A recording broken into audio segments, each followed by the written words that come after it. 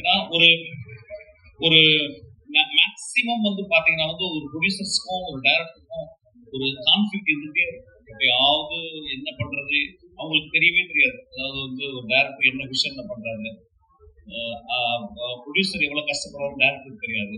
அந்த ரெண்டு பேரும் கான்ஃபிளிக்ட் இருந்துட்டே இருக்கும். ஆனா இவங்க சொல்லும் போது ஐ திங்க் விஜயன் பண்ற எல்லா படங்களும் இப்படிதான் இருக்கு. நான் ஒரு படம் நடிச்சிருக்கேன், அவருடைய படம் இன்னும் பேர் பண்ணல.